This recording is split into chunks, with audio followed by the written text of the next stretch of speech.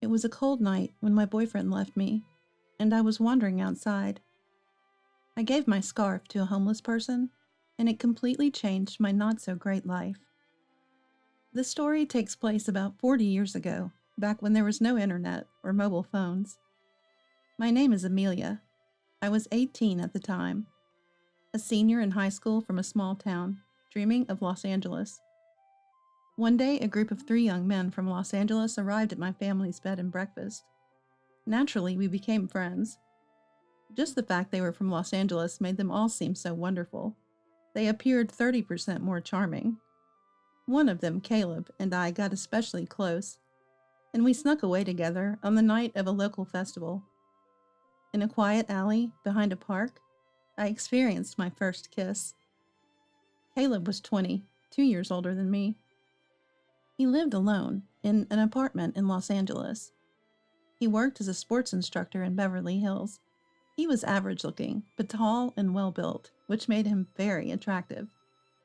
I knew it was just a summer romance, but when he left, he gave me his phone number on a piece of paper, telling me to call if I ever came to Los Angeles.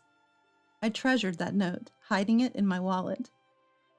My parents probably expected me to help with the family bed and breakfast after graduating high school, but I defied them, and almost like running away from home, boarded a plane to Los Angeles.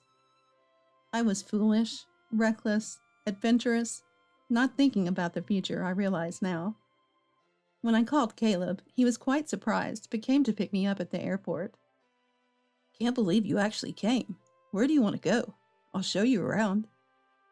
I wanted to see Hollywood in Los Angeles, a place I knew only from TV and magazines. Caleb said, "Leave it to me," and took me there. The streets were crowded with people walking incredibly fast, everyone fashionable and seeming to have fun.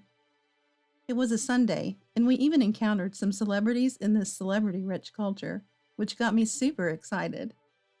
Caleb teased me for being a hick and embarrassing. But in reality, there were many other young men and women just like us sightseeing. We went to celebrity-owned shops, a hamburger joint, an ice cream shop, and I thought, so this is Los Angeles. It seemed like every day was a festival. "Where's your accommodation? I'll take you," he asked, wrapping his arm around my shoulder and pulling me close. "Hey, can I stay with you?" he whispered in my ear, not even trying to hide his ulterior motive. Since I had come from the countryside relying on a man, I was somewhat prepared for this. But when Caleb realized I wasn't just visiting for tourism, he held his head in his hands. "Seriously?" he said, then after a bit of thought, "Then how about coming to my place?" But the place we went to wasn't in Los Angeles. Caleb had lied about where he lived. He didn't live in an apartment in Los Angeles, but in an old wooden apartment in Orange County, near Los Angeles.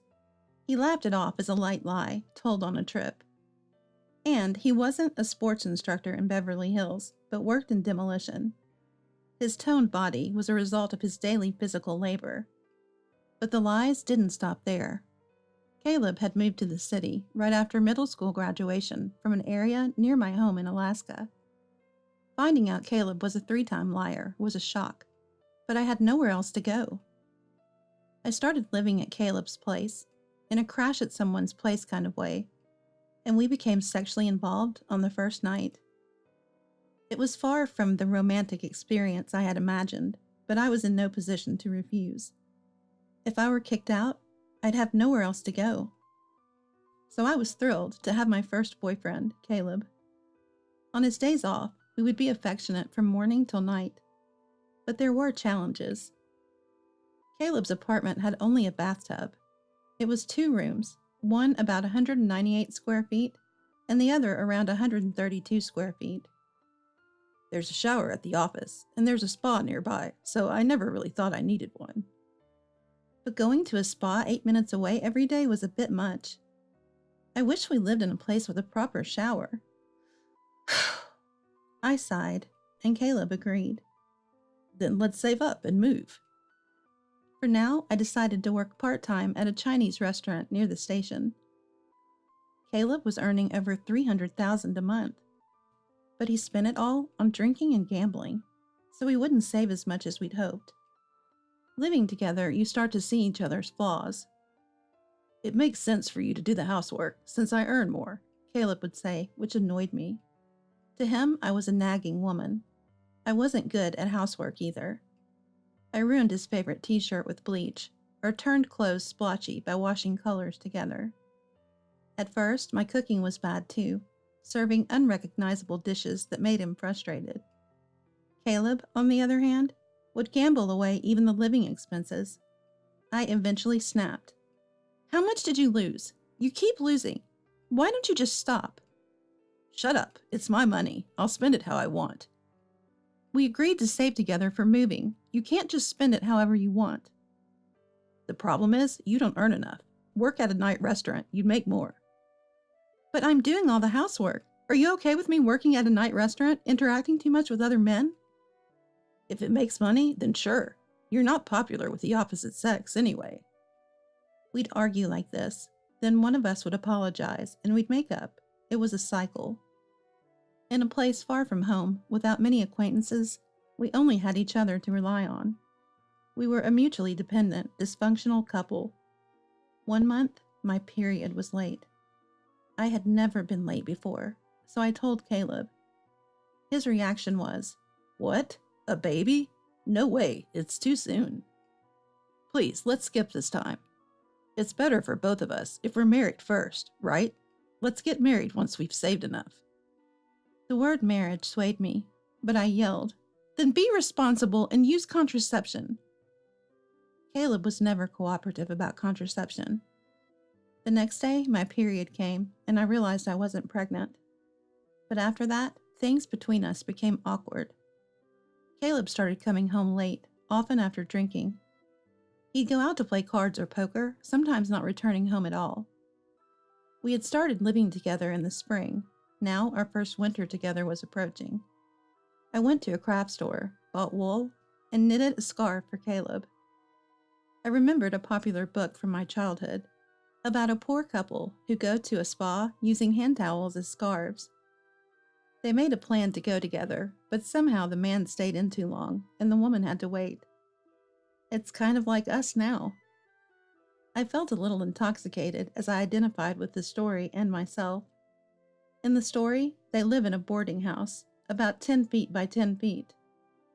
10 feet by 10 feet, that's so small. Yeah, we're richer than them.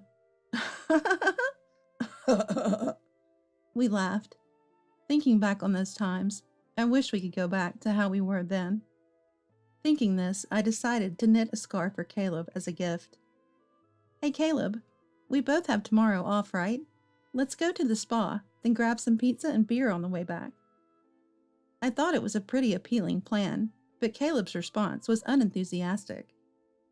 I'm good. Why don't you go by yourself? What's up with you? You seem down. Lost at gambling again? I won't get mad. Let's go together. I was in a good mood. Having just finished knitting the scarf, I planned to give it to him when we got back from the spa. Plus, we were about to reach our goal of saving $10,000. A little celebration wouldn't hurt. Despite his reluctance, I dragged Caleb to the spa. Shoot. I might have made him wait too long. I wonder if Caleb's mad. My hair was still damp, but I hurried out of the spa. Caleb was waiting, hands in his pockets by the entrance. Sorry, did you wait long? He glanced at me, then looked away. Are you mad? I said I'm sorry. Amelia, I've met someone else. Can you move out of the apartment? It took me a moment to understand what he was saying. What? Are you joking? But his expression told me it wasn't a joke. I felt a sudden chill. I won't be back for 2 or 3 days, so please move out by then. See ya. He said, then ran off in the opposite direction of our apartment. I stood there, stunned, for a while. Returning to the apartment, still unable to comprehend the situation, another tragedy awaited. My banking and ATM cards were gone. Damn it! I didn't know whether to be angry or to cry. All I knew was that my fiancé had betrayed me, left me, and taken all my money. Unable to bear being alone, I wrapped the scarf I knitted for Caleb around my neck and went outside. Thinking about it, I realized I had no acquaintances other than Caleb and people from my part-time job, despite having moved to the city. What was the point of leaving my hometown? I felt utterly alone in the world. The neon lights near the station were decorated in Christmas colors. Everyone seemed happy. Suddenly, I sensed someone behind me and turned to see a homeless person collecting cans. In the cold December air, life on the streets must be tough. I took off the scarf and handed it to the man, saying, "Here, you can have this." I was surprised at my own action. Then, I ran back home. The next day I stayed in bed, hoping it was all a dream. Maybe Caleb would come back laughing. Of course, that didn't happen. Even if I wanted to leave, I didn't have the money to rent another apartment. All I had was less than $200 set aside for living expenses. There was a knock, but I ignored it, thinking it was probably a newspaper subscription salesperson. But the knocking persisted. "Enough with the newspaper!" I yelled. "It's not about newspapers. Can we talk for a moment?" A calm voice replied. I thought it might be a religious solicitation, but at that moment I was too arrogant and self-centered. I thought maybe I could vent to the religious person at the door. When I opened it, a man in his 40s wearing an expensive suit stood there, holding the familiar scarf, the one I had given to a homeless person yesterday. "Your kindness was appreciated, but I'm not comfortable with handmade items like knitted scarves. They carry too much of the giver's emotions," he said, returning the scarf to me. I was utterly confused. Do scarves filled with emotions turn into monsters over the years? I did give that scarf to a stranger yesterday, but I don't remember giving it to you. I hadn't seen the man's face well since he was wearing a hood, but he definitely wasn't dressed this finely. "Oh, that. It's just a hobby of mine." A hobby? This made me even more confused. How did he know where I lived? "You work at the Chinese restaurant near the station, right?" That was true, but "I've seen you around the station. I went to your restaurant, and they told me you had the day off. I checked for your address, lying that I was your uncle coming to check on his niece from the countryside." He said this with a smile. Suspicious much? But he seemed harmless. Probably. "By the way, did something happen? You gave a handmade scarf to a suspicious man, and now you look like you've been crying. If it's okay with you, I'll listen." His unexpected offer and kind tone made me let my guard down. I didn't care if he was a religious fanatic or a weirdo. I invited him in, served him coffee, and poured out my heart. "I understand. Let's go," he said after hearing my story. Go? Where to? "To your ex-boyfriend's workplace. Let's get your money back." Outside, a fancy car was parked, blocking the narrow alley. A well-known foreign car. Even I recognized it. Maybe this guy is dangerous. But I was starting to find it all intriguing. A hefty demolition supervisor told us Caleb would be back from the site soon, so we waited in the meeting room. "What did that jerk do?" The supervisor must have been confused. A well-dressed man in a luxury car and a young, unremarkable woman just showed up together? Caleb returned, and upon seeing me, yelled, "What the hell? You?"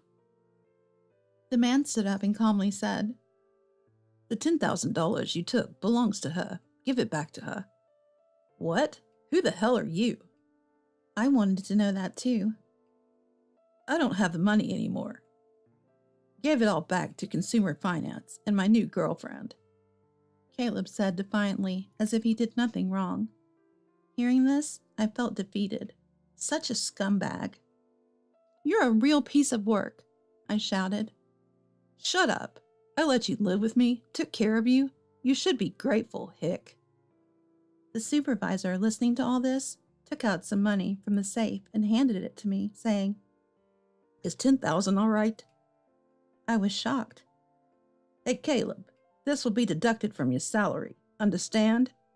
The supervisor roared at him with immense authority. It's my money, too. Caleb started yelling, but a glare from the man next to me silenced him. This settles everything, right? Keep $5K as an apology for the trouble, he said, and the man beside me just nodded silently. Confused, I left the office, hearing the supervisor's voice behind me. Don't mess with dangerous women. You'll end your life if a mobster spots you. Are you dangerous? Are you after this money? I asked the man, clutching the $10,000. No misunderstanding. A black Benz does give that impression. Well, it's a good lesson for him. I didn't care about the guy who dumped me anymore. I got into the man's car, and before I knew it, we were heading downtown. I was just enjoying the ride without any questions. We pulled into a parking lot of a fancy building in a chic area, and were greeted by a tall, beautiful woman. Hello, Noah. Long time no see. Brought another cute girl, I see. Her voice was deep. No breasts? A man, maybe? The man next to me seemed to be Noah. She's a good one, right? Make her pretty, Noah said to the tall woman, then waved and walked away. I was baffled. Nice to meet you. Oh yes, you're definitely a diamond in the rough. As the woman examined me from head to toe. Am I being sold? I asked nervously. Do you think you'd sell? I don't think so. I'm just a hick and not stylish, but I don't understand what Noah is up to. I felt out of place in my cheap sweater, jeans, and jacket. I explained everything to the tall woman. I see. Your face is a bit swollen. A hobby? She said. Well, that might be true. He's Noah Taylor, a best-selling author. When you become famous, you're surrounded by celebrities, so sometimes he disguises himself to observe people from different perspectives. That was a disguise? The tall woman continued. This is also Noah's hobby. He brings girls from somewhere and transforms them. Just enjoy it. I'm a pro at makeup, by the way. Call me Quinn. I couldn't understand any of it, but decided to go with the flow. While I was talking, Quinn's hands moved swiftly. You know, you should shave your facial fuzz, and your eyebrows are a mess. Are you even trying to be a woman? But you do have beautiful skin for your age. I'm jealous. She kept talking while working. It was my first time experiencing this, so I didn't know what was happening, but it must have been some sort of facial treatment. Your hair is a bit too much. It would be better a bit lighter, but... she said, cutting my hair, which I hadn't really styled since moving to the city. The dress. Your skin is fair, so something pink might be cute. Your shoe size is 8 inches, right? You don't seem used to heels. Transformed from head to toe by Quinn's hands, I looked like a completely different person. A pink mini dress with subtle lace, comfortable shoes with lower heels, definitely not something you'd find in the countryside. How much does this all cost? I wondered. Is this me? It's one of those lines every woman wants to say in front of a mirror. A fashion I'd never pull off normally suited me perfectly. The power of professional skills. The transformation makeup could achieve was astounding. I was deeply moved. Bravo! What a transformation! Noah clapped his hands in applause when he saw me. You were a good raw gem. Now you're a lady I can take anywhere without shame. Quinn looked pleased with her work. Let's go, my Cinderella, Noah said, taking my hand and leading me to a ball. In reality, it was Noah's book launch party at a famous hotel, but it was a completely different world for me. A large hall, dazzlingly decorated, exotic foods I had never seen before, and celebrities I thought I'd only see on TV. It was like a dream, but dreams end. Cinderella's magic dissolves when time comes. Instead of a magic carriage, a black Benz took me back to my shabby apartment. Today was fun. Keep the dress and the shoes as gifts. No, I can't accept this. It's a bother if you return them. Take them as a thanks. I didn't quite understand why, but I gratefully accepted. Forget about that guy and be happy. Los Angeles isn't all bad, he said, making me realize I had already forgotten about Caleb. Back in my room alone, I took off the dress and hung it up. It was out of place in my rundown apartment. After removing the makeup, the magic faded, and I saw my usual self in the mirror. Then, an idea struck me. Maybe I could cast magic on someone too. The next day, with the $10,000 in my bag, I started looking for real estate. I wanted to live in Beverly Hills, but I knew that was impossible. I found a studio apartment with a bath in San Francisco, near a bustling area called Long Beach. I quit the part-time job at the Chinese restaurant and started working at a lounge in the nearby busy area. I needed money. Resisting various temptations, I saved money and enrolled in a makeup art school in the spring. School during the day, part-time at the lounge at night. It was hard, but I managed with my youth. The part-time job at the lounge was a learning experience, and the senior ladies there let me practice what I learned at school. They were really kind to me. I felt guilty about Noah's name, so I never told anyone about him. But the story of the gentleman who helped me reclaim the $10,000 was well received by many. One night, while seeing off customers outside the lounge, I noticed a familiar, portly man walking down the street. It was the demolition supervisor from Caleb's workplace. We made eye contact and greeted each other, but at first he didn't recognize me. "You've become so beautiful, I hardly recognized you," he said. According to the supervisor, Caleb had been sweating day and night to pay off his debts. His new girlfriend had quickly left him, but I no longer had much interest in him.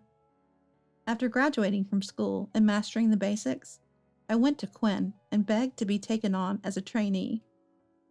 Quinn was initially surprised and refused, saying, "I don't take trainees." But after my persistent pleading, she gave in. "All right, you win. Not a trainee, but an assistant. You'll handle the heavy lifting." Now, about 40 years later, I was being interviewed in my high-rise apartment in Beverly Hills for a magazine feature about successful women in the fashion industry. "So, it was thanks to Quinn and Noah Taylor that you, Amelia, are where you are today. Do you consider yourself lucky?" "Yes, I do. I was very lucky. If I hadn't given my scarf to Noah that night, if I hadn't opened the door when he came looking for me, I wouldn't be where I am today." It's amazing how a small moment can change one's life so drastically. But perhaps miracles and luck happen more often than we think. It's up to each person to notice them, to choose them or not. After all, we are the main characters in the drama of our lives.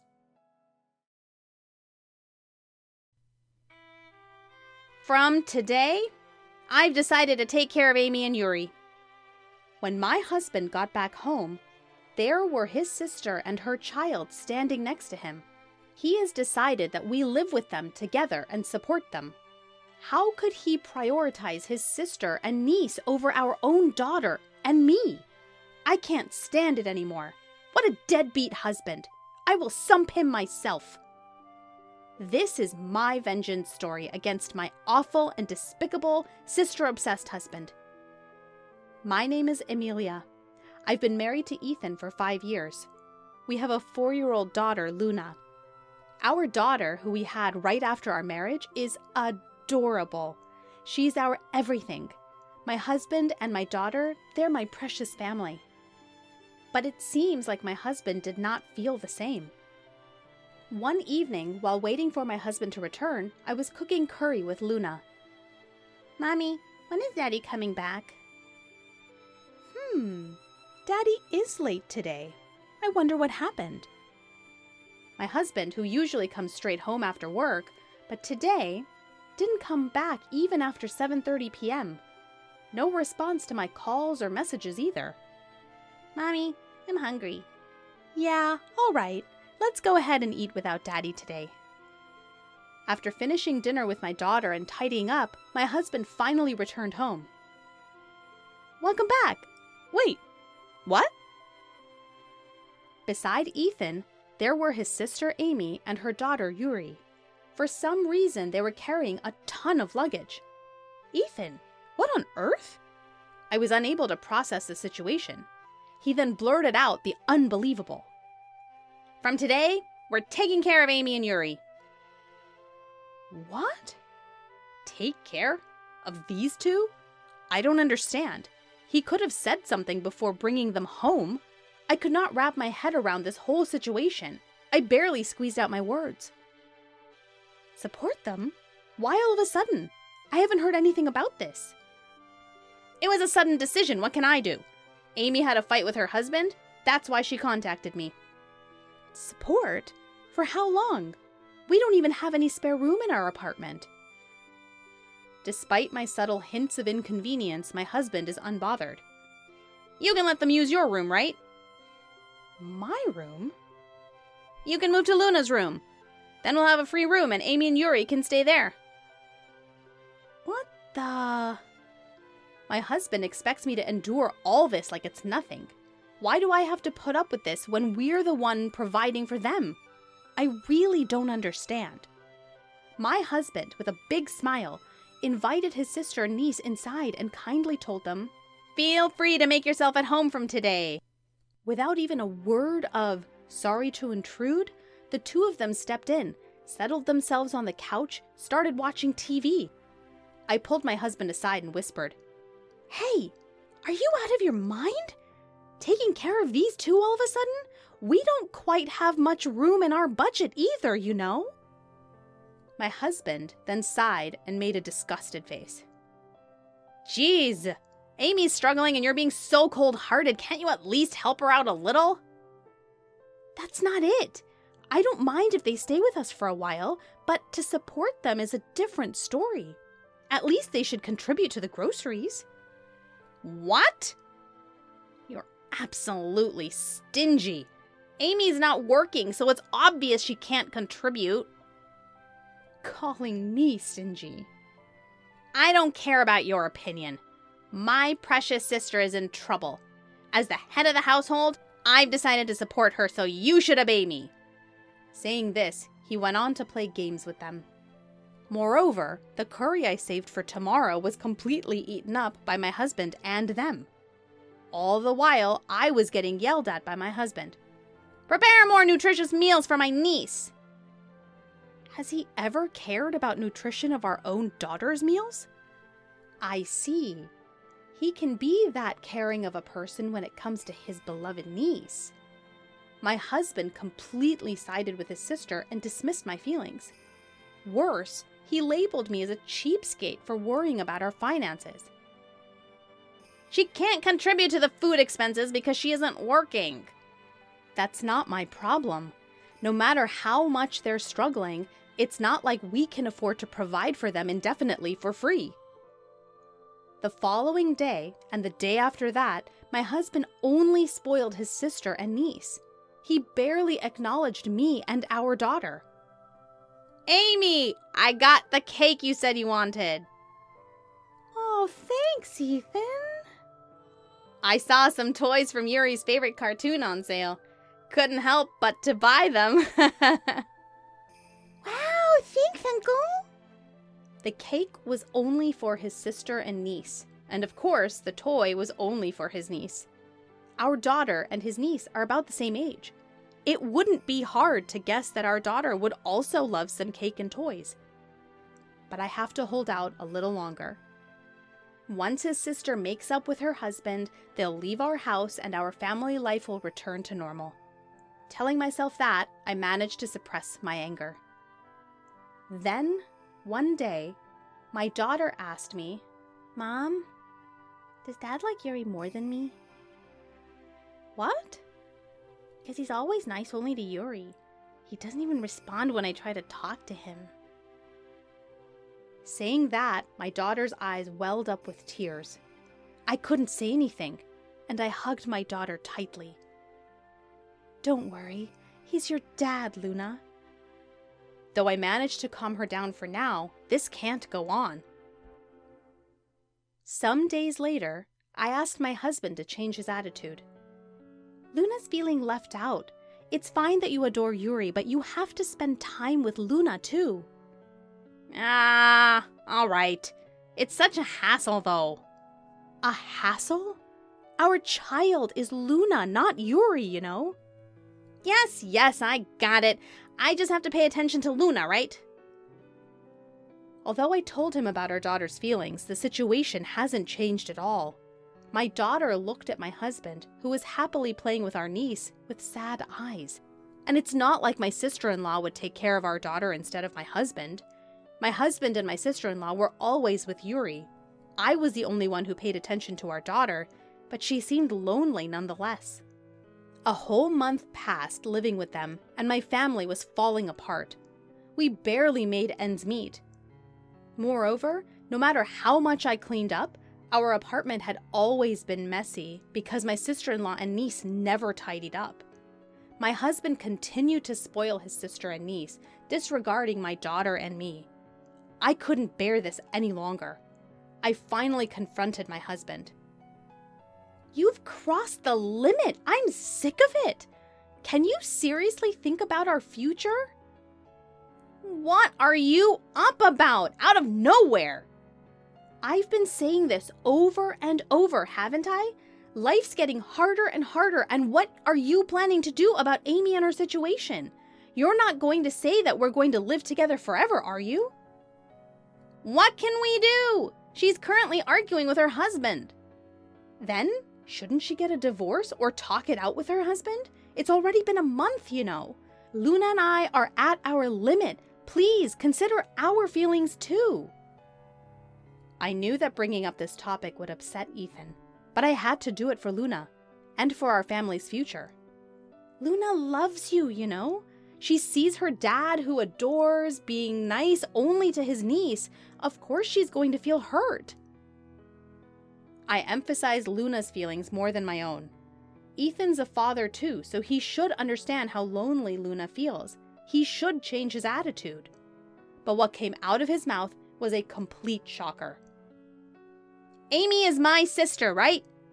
She's like a family to you too. How can you say such cold things? You're so heartless. Heartless? Me? I was shocked by his word. It's not that I dislike my sister-in-law and my niece. I just needed our current situation to change. But Ethan reacted as if I was the bad guy. I've always thought you were cold-hearted.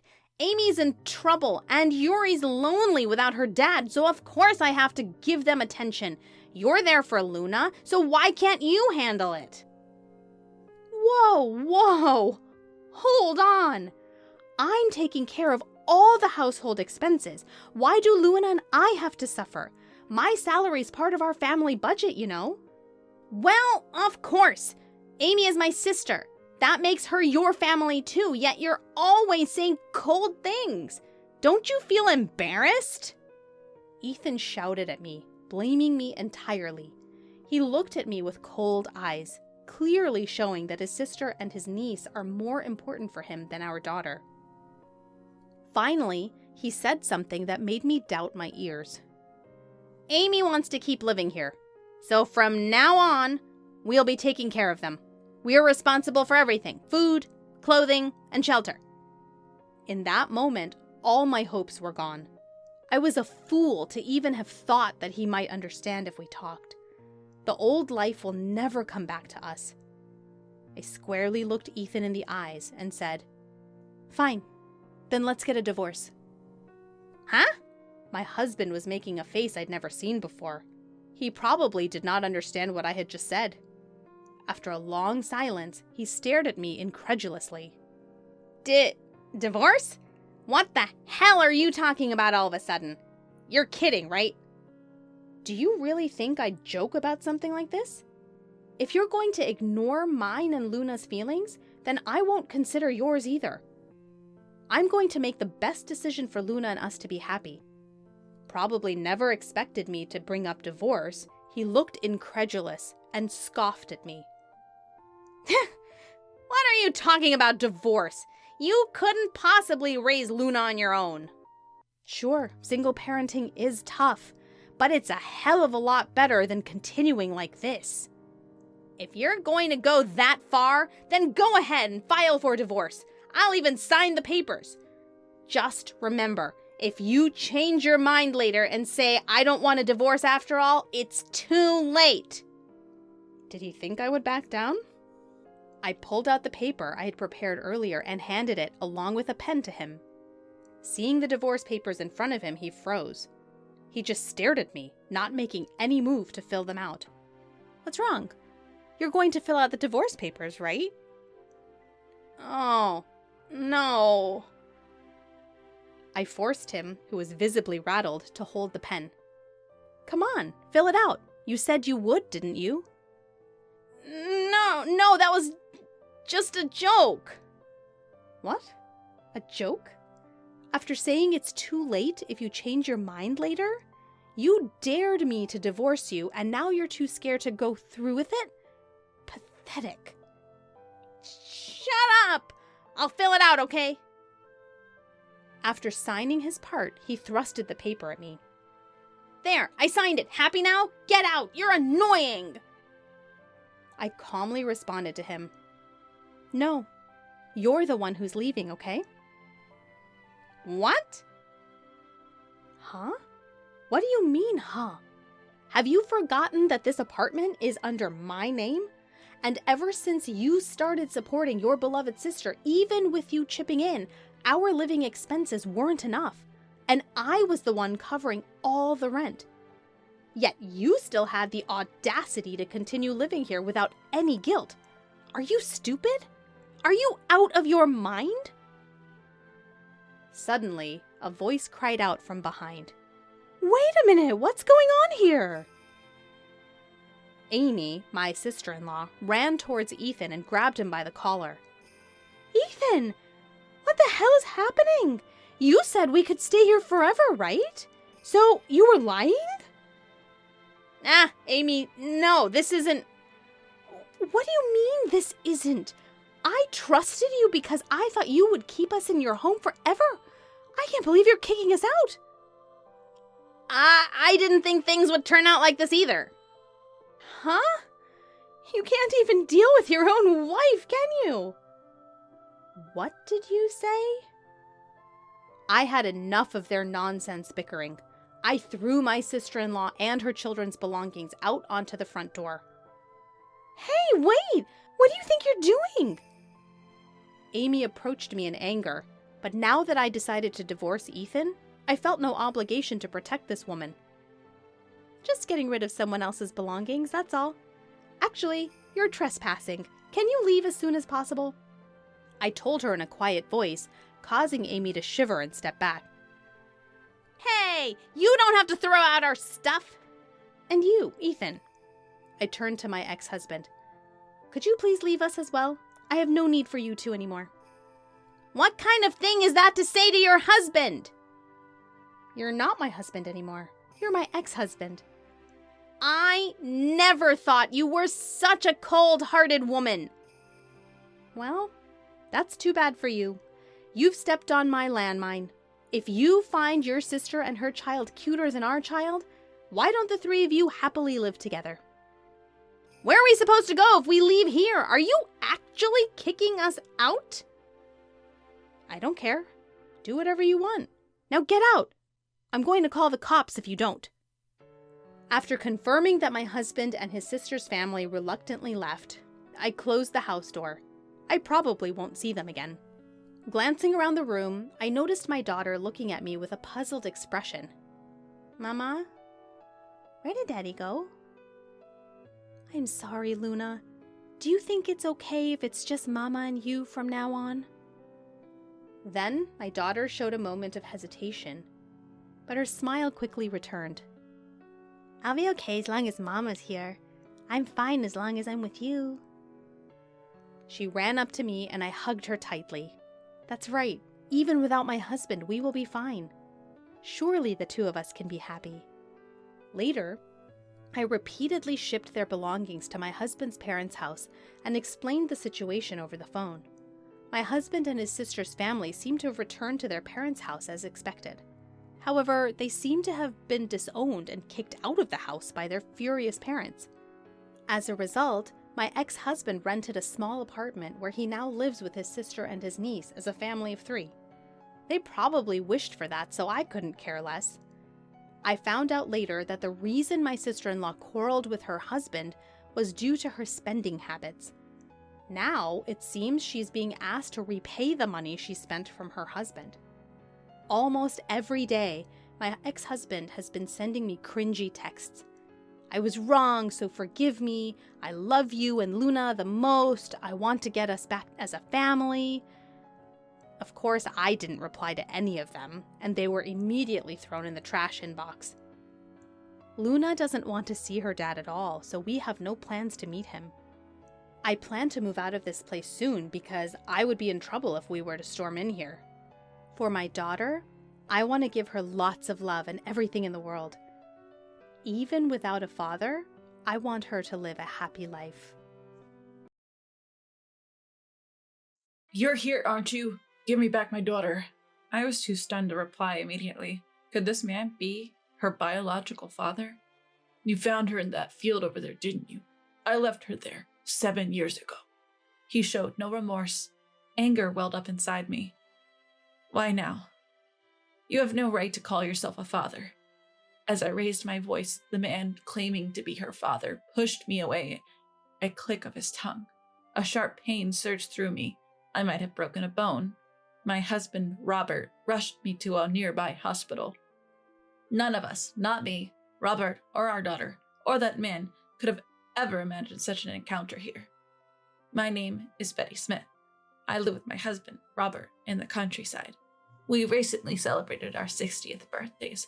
We don't have children, so it was a quiet celebration, just the 2 of us. We've always cherished our anniversaries. I spent my days happily and peacefully with the ever-smiling and kind-hearted Robert. One day, during a walk in the neighborhood, I heard a baby's cry from a field. It pains me to say this, but the baby seemed to have been abandoned, carelessly left there. Who could do such a thing? Are parents still around? I looked around, but no one was in sight. I quickly called the police and informed them about the baby. The baby was dressed in a cute outfit adorned with pink flowers, sleeping, oblivious to her surroundings. While waiting for the police, they arrived within minutes. After handing the baby over and explaining the situation, the officer said, "Thank you. You can go home now." I was worried about the baby and I asked to be updated after the hospital checkup. I hurried home. "Robert, there's something I need to tell you." I immediately shared the day's events with him. We were registered as foster parents and had recently renewed our registration. If there was any way we could help this child, we wanted to. Robert seemed to feel the same way. A few days later, we received a call. The baby was in good health and was being cared for at a city infant home. After some procedures, we decided to adopt her. We were determined to protect her at all costs. The first time we met her, her peaceful sleeping face touched our hearts. The baby was a girl, and we named her Zoe. Zoe was always smiling. She brought even more joy into our already happy lives. I felt so blessed to have met Zoe. As summer approached, I made a hair tie using the flower decoration from Zoe's outfit, wanting to cherish the memory of our miraculous encounter. When I showed it to little Zoe, her eyes sparkled with joy. Zoe grew up healthy and started preschool. She loved playing in the sand outside and folding origami or playing with clay indoors. Zoe, with her nimble fingers, loved creating things. She once made a clay figure of the 3 of us holding hands and gifted it to us. That figure still adorns our living room. In elementary school, Zoe spent more time playing in the schoolyard with her classmates. Today, we played dodgeball. Cherishing the moments when we talk about school events has always been a joy for us. Zoe often shares stories about her friends, like the kinds of things they did for her, or the sweet words they said. She has this knack for noticing the good in people, even when it's easy to overlook. I often think about how she's grown into such a kind-hearted girl. Given that we once believed we might never have a child, every day with her feels like a miracle. Both Robert and I are absolutely smitten with Zoe. We joke about being those overly proud parents. When Zoe was in 1st grade, we attended our first sports day. It was a hot day, and while the heat was a bit much, seeing Zoe give her all made it worth it. The 1st graders had a race, and Zoe had been practicing hard every day leading up to it. The sound of the starting pistol echoed, and a group of kids raced across the school track. Then it was Zoe's turn. I clenched my fist, silently cheering her on. With the sound of the pistol, Zoe took off, and to our surprise, she finished first. It all happened so fast. Zoe received a paper gold medal from her teacher. Spotting us in the crowd, she flashed us the biggest smile and gave us a peace sign. When we got home, she was still beaming. "Hey, how was my race?" "You were amazing, Zoe. You're so fast." "We were so surprised when you finished first." Zoe, looking proud, said she had practiced hard. "How about we make your favorite omelet rice tonight?" Hearing that, Zoe jumped with joy. I always thought of her as my little girl, but seeing her march proudly and run with all her might at the sports day made me realize she's growing up. From then on, Robert and I began to wonder if we should tell her about being abandoned, and, if so, how. We had been too preoccupied with raising our young daughter to think about it. As kids grow older, they start to show interest in their past. We knew she might start asking questions any day now. One weekday afternoon, when Zoe was in 2nd grade and at school, it was just Robert and me at home. Unexpectedly, the doorbell rang. I opened the door to find a man in his 30s. He introduced himself as James and abruptly said, "Give me back my daughter." I was at a loss for words. Could he be Zoe's biological father? "You found her in the field nearby, right? I left her there 7 years ago," he claimed without a hint of remorse. I was furious. "After all this time, you have no right to call yourself a father." As I raised my voice, Robert, sensing something was wrong, started heading towards the door. Just then, James pushed me with a huff. Given the size difference and his strength, I fell easily. Feeling a sharp pain, I thought I might have broken something. "Are you okay?" As Robert rushed to my side, James, perhaps realizing he might have seriously hurt me, ran away. Robert stayed by my side, seeing my pain, and quickly called an ambulance. We were in a rural area with no nearby hospitals. I ended up being admitted to a larger hospital in the next town over. Robert, with a deeply concerned look, stayed with me the whole time, but it was nearing 3 in the afternoon. "Zoe will be home soon. You should head back," I told him. After he left, Robert immediately called my cell phone. He suggested we keep James' visit a secret from Zoe for now. I agreed. We didn't know the full story, and I wasn't eager to speak ill of Zoe's biological father. Lying in my hospital bed, I pondered how to explain everything to Zoe. On my 2nd day in the hospital, a Saturday, Zoe and Robert came to visit since school was out. "Are you okay? It still hurts, doesn't it?" Zoe didn't ask about the incident, only showing concern for my injury. Perhaps kind-hearted Zoe, still so young, was trying not to pry too much. I felt even more guilty thinking that. "I hope you get better soon." With that, Zoe and Robert left together. From then on, my daughter and Robert visited me every chance they got. One day, Zoe pushed my wheelchair out to the hospital garden. The breeze feels so good. The garden was filled with beautiful flowers, lifting my spirits. While pushing the wheelchair, Zoe was stopped by a woman. The woman, also in a wheelchair, slowly approached us. I turned to see her face. Both Zoe and I were stunned into silence. The woman looked just like Zoe. Introducing herself as Emma, she asked Zoe a question. "Where did you get that hair tie?" "It's a decoration from a dress I wore as a baby." Hearing this, the woman began to cry. It seemed Emma recognized the decoration. Both Zoe and I were taken aback by the sudden turn of events. Then Emma slowly said, "I believe she's my daughter." She explained that the cute pink dress Zoe wore as a baby was something she had knitted in anticipation of her daughter's birth. Emma had always been frail and was hospitalized soon after giving birth. She had left her daughter in her husband's care. However, one day, sometime after she was hospitalized, she heard something shocking from her husband. One day, her husband shockingly told her he had abandoned their daughter in a field because he couldn't love her. He claimed that when he returned to the field the next day, the baby was gone. Devastated by the revelation, Emma struggled to focus on her recovery. She spent her days in despair, but held on to the hope of seeing her daughter again and had been searching for a way. She even consulted lawyers. "Do you know a man named James?" Emma's eyes widened. "He's my husband." Everything clicked into place. James came to see me recently, I told her. I then explained to Emma about James's demand to return his daughter. Zoe silently listened to our conversation. When discussing James' demeanor and the way he spoke, it became clear that he was indeed Emma's husband. There was talks that James, upon learning she was consulting with lawyers, might have rushed to take their daughter back. Even though he's moving forward with the divorce, he hesitates, thinking how hard it would be for their daughter to reunite with him and find no father figure. I'm concerned about Zoe and keep an eye on her, but Zoe seemed to have sensed that we weren't her real parents, and perhaps she had been abandoned, yet she wasn't overly upset. Let's meet in this garden again. I said this with a smile to Emma. Zoe nodded in agreement. Seeing Zoe and me like this, tears welled up in Emma's eyes. From then on, I started spending more time in the garden. Whenever I spotted Emma in the garden, I approached and talked to her. Sometimes it was just the two of us, Emma and me, and other times Zoe or Robert would join. As we chatted during our hospital stays, Emma and I grew closer. I hoped we could both be discharged without any issues. But one day, while Robert was pushing my wheelchair, I unexpectedly ran into James. Hey, glad to see you're okay. So have you decided to give back our daughter? With you like this, you can't possibly raise her properly. Maybe you're the ones unfit to be parents. James continued with his harsh words. If you want her back that badly, fine.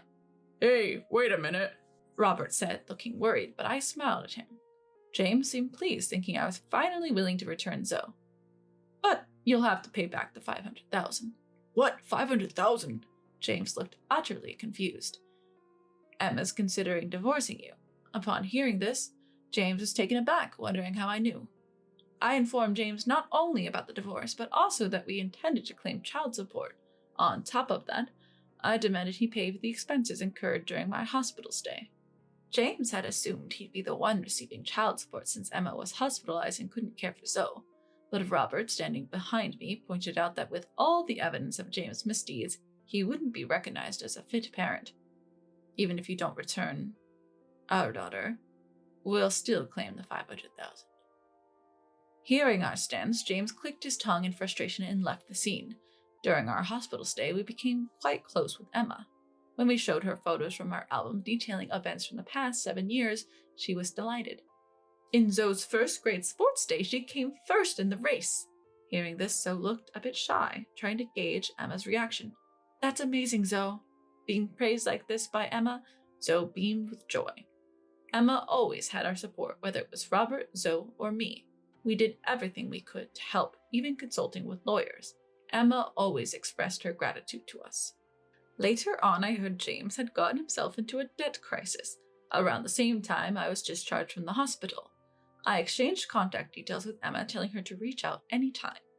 After a while, we received news that Emma had also been discharged, which was a relief. Moreover, her divorce with James was finalized. After discussing with Emma, we decided to become Zoe's adoptive parents instead of her foster parents. Life continued as usual with Robert, Zoe, and me, but we also kept meeting with Emma.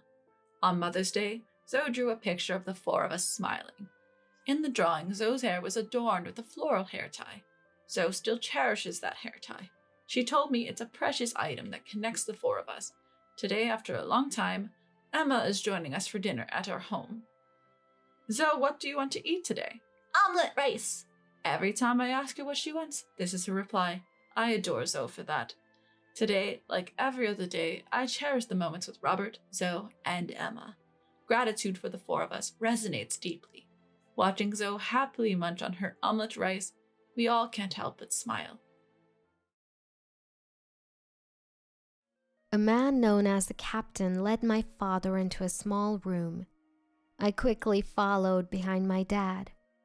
The captain, who was smiling gently just moments ago, now looked stern.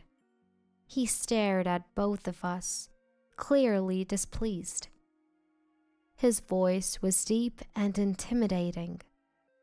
You folks don't belong in first class. It lowers the standard. Please leave. This is my final warning. Please prepare 3 seats in first class for us. My unyielding father's words made the captain's face turn pale as he called his company for confirmation. "Well, prepare your seats right away. I'm deeply sorry for the inconvenience." Turning to that voice, I saw the captain apologizing profusely. What's the true identity of my gentle, helpful father that was revealed during his retirement celebration? My name's Belle. While my friends are getting married one after another, I'm enjoying my life. I'm planning to relax at my parents' house during the summer break. By the way, I heard Mary is expecting her second child. Really? How old is her first one? I think she just had the baby recently. Time flies, huh? When are you planning on it, Belle? Someday. Just make sure you don't rush and end up with the wrong person. Think it through. Even though my parents' house isn't far from my apartment, I've been less eager to visit over the years. Whenever casual conversations turn to marriage and kids, I feel a bit left out. I know my parents mean well and they know I love kids. My dad is retiring at the end of the year. He's always hoped to see his grandkids while he's still healthy, but it seemed that won't be happening anytime soon. Growing up, we moved a lot because of my dad's job. I've always been good with people, but not so good at showing vulnerability. My mom used to tell me to be someone who can help others. I took that to heart, and now I'm the go-to person at work and in my personal life. This made me appear strong, and while men rely on me, they don't often see me romantically. I might be the typical I can live on my own type you see in comics. Where's Dad? He went out shopping. Isn't it a bit late for shopping? You know, Dad, he's probably helping someone out again. Didn't he save a drowning kid once? Yes, I was so worried then. He said he was going shopping and didn't come back for a while. That's scary. Was the kid from our neighborhood? I don't know. I only heard about it from your dad. I see. I hope you find someone like your dad, Belle. Someone who can help others in a pinch. Sure, Mom. When Dad comes back, I've decided to make a special proposal to show my gratitude. I'm back. You're late. Hey, Belle, welcome back. Thanks. Where did you go shopping? Dad walked in from the entrance with bags from the local supermarket. It's only a 10-minute drive to the supermarket. It seemed like he took a bit too long for such a short trip. As soon as my mother saw my father, she headed to the kitchen to reheat the prepared meal. I stood up to set the table when my father's cell phone rang. Hello?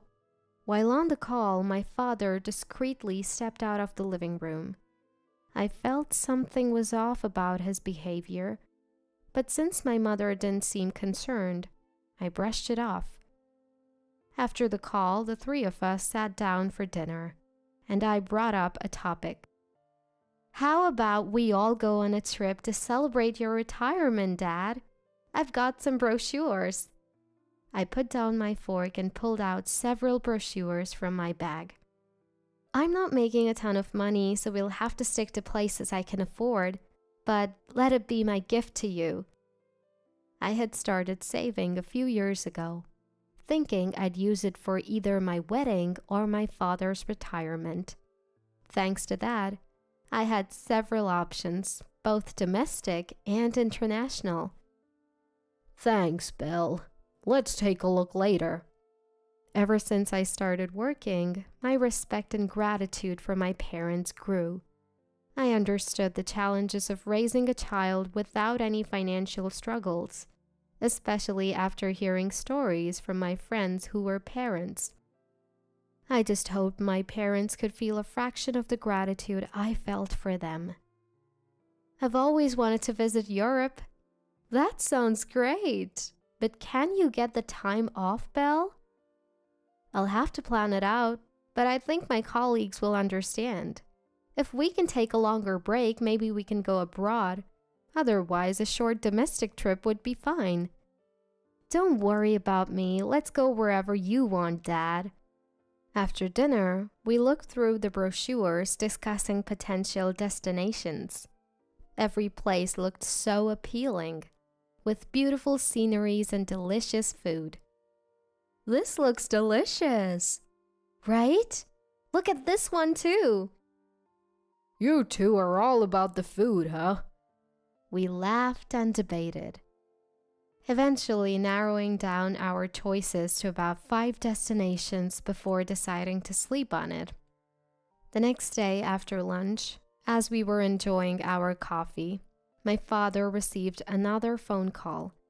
He answered with a "Hello?" and stepped into the hallway. Has Dad been getting a lot of calls lately? Maybe more recently. He's retiring, so maybe it's work-related. Don't you ever ask who's calling?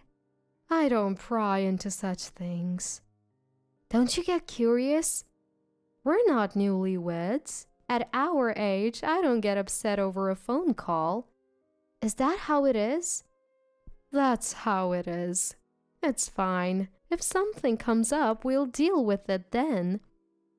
My mother's calm response was reassuring, but I still felt uneasy. As we were discussing this, my father finished his call and returned.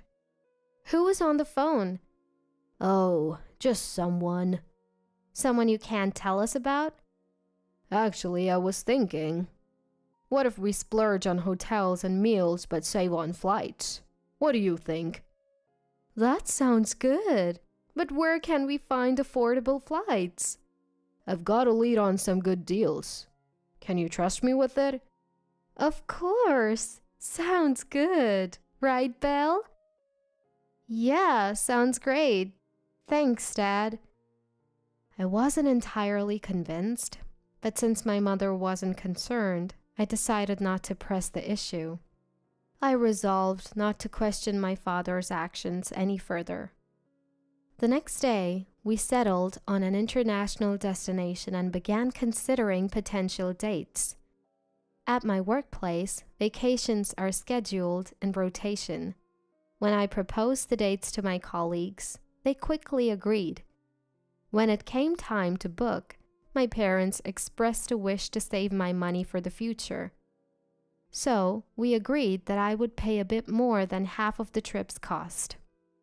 However, my father insisted on handling the flight arrangements, including payment. Time flew as we prepared our passports, packed our suitcases, and researched our destination.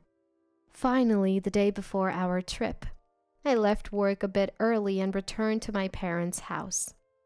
Oh, look at the time! Hearing this, my mother headed to the kitchen to prepare dinner. My father, seemingly following her lead, headed straight for the front door. Where are you off to, Dad? Just a quick errand. Will you be back by dinner? Yeah, I'll be quick. Be right back. Where did Dad go? I'm not sure. He didn't mention anything about going out today. What should we have for dinner? My mother began preparing dinner, and my unease about my father's behavior grew. However, he returned in about an hour. Where were you? Oh, just out. You've been acting strange lately. What's going on? I'll tell you later. Don't worry about it. My suspicions grew. But with our celebratory trip starting tomorrow, I didn't want to cause any tension. I decided to prioritize enjoying the trip. On the day of the trip, while my father exchanged our tickets, my mother and I headed to the baggage drop. I'll be right back. Need to use the restroom. Got it. We'll wait here. As I walked to the check-in counter, I spotted my father. He looked tense, seemingly in a disagreement with an airline employee. We made a reservation. I'm sorry, but we don't have any record of it. Just find us 3 seats. I'm truly sorry, but we don't have any available seats. That can't be right. There were seats available when I checked yesterday. I understand your frustration, but we don't have any seats. This is unacceptable. Please find a solution. My usually calm father was raising his voice. Suddenly, a tall, tanned man approached. He signaled to the staff and then addressed my father. Excuse me, sir. The captain. What seems to be the problem? We made a reservation, but they are saying it's not in the system. Plus, they're claiming there are no available seats. I even received a confirmation call about the reservation. I understand. Could you please come with me? The man referred to as the captain gestured to a door on the wall. I quickly followed my father. Once inside the small room, the captain's previously friendly demeanor changed. He looked at my father and me with a displeased expression. His voice was deep and intimidating. You made a reservation to first class, correct? Yes, that's right. So if there were available seats in first class, there should have been at least 3 available, right? Do you even know what first class means? It's not for people dressed like you. Don't you get it? Is this how your airline trains its staff? To judge people by their appearance? It's impressive that a captain would come out and insult a customer like this. I don't care about that. Having someone dressed as shabbily as you in first class would lower our standards. Please leave. We hadn't been told we'd be flying first class, and given the long flight, we had dressed for comfort.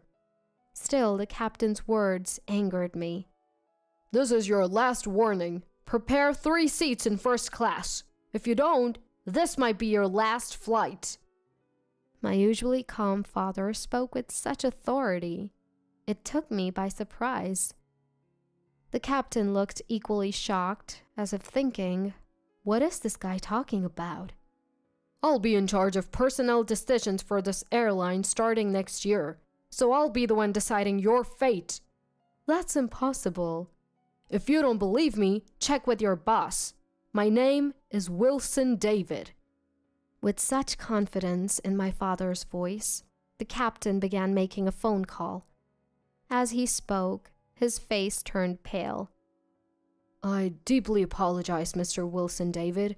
We'll prepare your first-class seats right away. Good. Make sure you do. And about the personnel matter you mentioned earlier. Come on, Belle. Let's go. I'm truly sorry. As my father walked back to me, the captain called out to him with a loud voice. When my father turned around, the captain was deeply apologizing. I assure you this isn't our usual behavior. Usually different, huh? Seems like you've been hiding your true nature. Anyway, thanks for arranging the seats.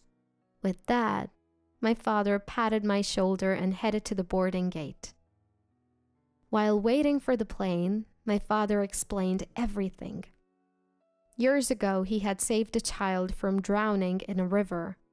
That child's father turned out to be the CEO of this airline. They had maintained a casual relationship since, exchanging Christmas cards and occasional gifts. One day, the CEO called my father. He had been diagnosed with a terminal illness. His son was already working, but he wanted someone trustworthy by his side. That's when he thought of my father. My father, who had once rushed to save a stranger's child, had some knowledge of the aviation industry, which made him a suitable choice. After some contemplation, my father accepted the offer. His recent phone calls and outings were to discuss the transition with the CEO and his son. In the end, the captain, who had deeply apologized, was reportedly let go after our flight. When I reported the captain's situation to the president's son and asked the current personnel department to interview the captain's surroundings, I found that he got angry with his colleagues and juniors and harassed customers he didn't like. It was discovered that he had been doing this. After hearing from colleagues and subordinates about his behavior, the CEO was furious and decided to fire him. Our family celebrated both my father's retirement and his new high-ranking position by enjoying the best trip ever. After returning, my father seemed even more involved in his work than before. Hearing about it from my mother, I realized that the role of HR might be very fulfilling for my father, who loves helping others. Witnessing the connections my father made by prioritizing others over himself, I decided to live my life in a similar manner. I'm so tired. Hey, grab me a beer and some steak. Mother-in-law, what are you just sitting there for? Go get some beer and snacks. You're really useless. It was New Year's Eve, and my house was filled with relatives. My eldest son and his wife had just arrived and wasted no time in bossing me around. Still stunned by their rudeness, my daughter-in-law continued with a sour face. We haven't even gotten a thank you for the Christmas gifts yet. Huh? Sierra's study desk and shoulder bag, they were nice, weren't they? Or didn't you like them? The colors were so cute. I clenched my fist and quietly responded. All right, let me thank you then. Avril, I see you started wearing men's cologne. Avril sniffed her sleeve with a shocked expression. Mom, Avril doesn't wear cologne. Wait, you're right. I hear all kinds of things from your son, Kyle. All kinds of things. I grinned at my visibly sweating daughter-in-law. My name is Liliana, and I'm 63. I work part-time in a restaurant, and my husband of the same age is still working full-time. Of my adult children, my eldest son, Benedict, and his family live in a high-rise apartment in town, while my younger son, James, and his family share our home. That's because James' daughter has health issues. After their marriage, they rented a condo but moved in with us to be closer to the big hospital where their daughter had been hospitalized several times. Being closer makes it more convenient for medical appointments, and my husband and I can look after our granddaughter if needed. I get along well with James' responsible yet unassuming wife. But no matter how much time passes, I can't get along with my non-live-in daughter-in-law, Avril. Are you guys struggling financially? One day I finally asked her. Avril habitually drops by unannounced and helps herself to our fridge. That day she was stuffing an array of high-end hams, fruits, and vegetables into her bag. Don't lump us in with James and his wife. We have college and grad school degrees, you know. So you won't mind leaving some for us? It's just a little food. We're spending a fortune on Kyle's entrance exams. In the end, she took canned and ready-to-eat foods too. My husband and James returned from a day out to find the fridge empty and were bewildered, but we couldn't tell Avril to stay away and just put up with it. One day, I came home from work and went to my dresser, only to find my jewelry box empty. James's wife wouldn't just take my jewelry without asking. When I asked Avril, she texted back, I borrowed them. But then, no word from her for 6 months. I couldn't take it anymore and called her. Avril, can you return my pearl necklace and diamond earrings? They're heirlooms from my mother. I'd like them back. Oh, I lost them. You lost them? Sorry. I'll return them if I find them. I was at a loss for words, too drained to even complain as I hung up the phone. I didn't want to blame her too much. It felt like bullying my daughter-in-law, and that made me uncomfortable. I convinced myself I'd given the money to her and let it go. I had been putting up with Avril's antics because I didn't want to make a fuss. But then, something happened that pushed me over the edge. One day, I went to the department store with my second son and his wife. We were shopping for a shoulder bag and a study desk for our granddaughter, who was starting elementary school. The shoulder bag section had everything from simple colors like red, blue, and yellow to more vibrant shades like lavender and pink. My granddaughter picked a simple red bag. Sierra, are you sure about this one? Yep, It has cute hearts and butterflies on it. All right, let's go with this. We also picked out a nice sturdy desk with a beautiful wood grain and plenty of storage. Both items would be delivered around Christmas. We left the department store in high spirits. Then Christmas Eve came. Sierra had been invited to a mom's friend's Christmas party and went out with my second son's wife. In the evening, after Sierra's desk and bag had been delivered, my eldest son's family showed up. Here's your Christmas gift, Kyle. The latest gaming console and some games. Thanks, Grandma. I've wanted this forever. Kyle's eyes were shining. He probably couldn't afford it himself. Yet Avril had a new designer bag every time I saw her. As they were leaving, Avril opened the door to Sierra's room without asking and peeked inside. Wow, a red shoulder bag? How outdated. And the desk looks old-fashioned. Sierra chose them herself. It's none of your business. I couldn't help but snap back. Avril glared at me. Defending her again, huh? You think she's so adorable? Our Kyle is way more accomplished. She's the granddaughter of two people who didn't even go to college. If you're going to go there, then I have my own thoughts on the matter. Avril smirked and left. I dismissed her as all talk, never thinking she'd actually do something. The next day, I came home from work and was hit by an awful smell as soon as I walked in. The source was Sierra's room at the end of the hall. When I opened the door, I was stunned, then screamed. The brand new study desk had been vandalized with red spray paint. I'm a poor elementary school student. Mom and Dad didn't even go to college, idiots.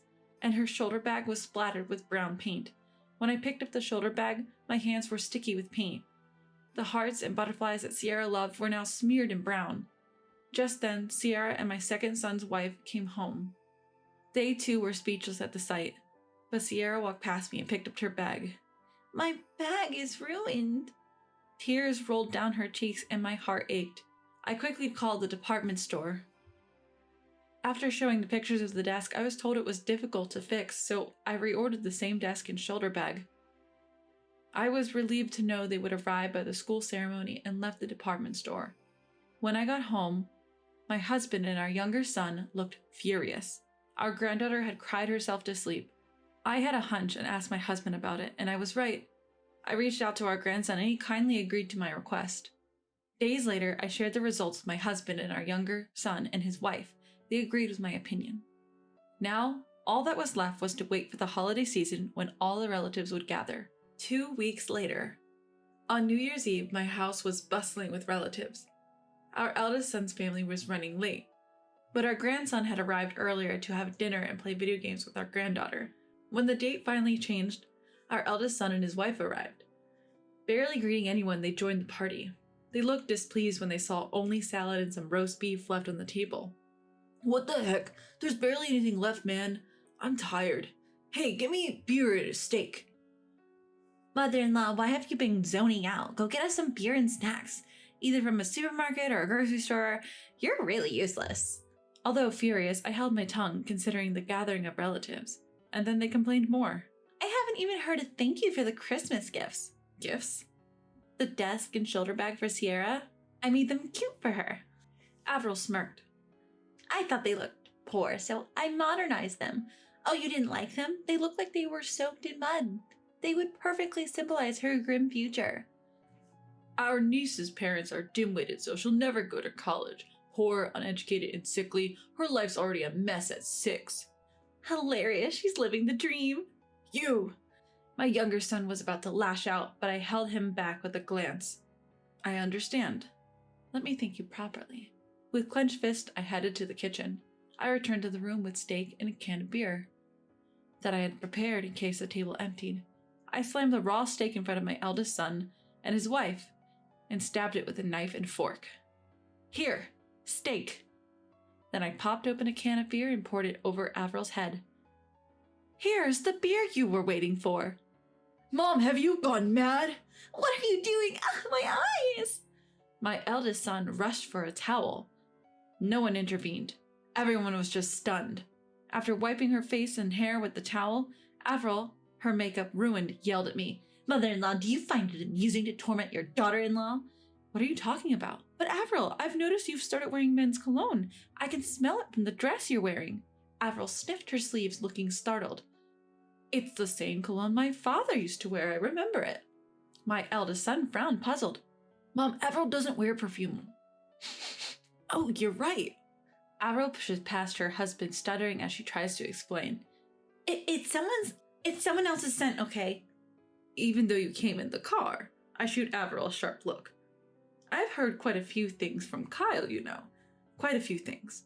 It's winter, but Avril is sweating. Her husband presses her. So you were at your high school reunion overnight, right? Why wouldn't you believe your own wife over your mother? The room goes silent except for the voices of the arguing couple. The relatives who were chattering moments ago have gone quiet, now keenly observing the marital dispute. Just then, my grandson walks in. He nods at me and speaks to Avril. Mom, you're close with your private tutor, aren't you? Do they teach at your alma mater? Yes, they do. To get into a prestigious middle school, you need connections, even with teachers. Is that so? Their son slyly takes out his phone and presses the playback button before setting it next to the raw meat. Avril's voice soon fills the room. Oh, stop. Not now. Kai will be back soon. We're fine, don't worry. I'm looking forward to spending New Year's Eve at a hotel with a beautiful view. I've cleared my schedule for that day. Thank you for always being generous. Don't mention it. I make good money as an elite post-grad.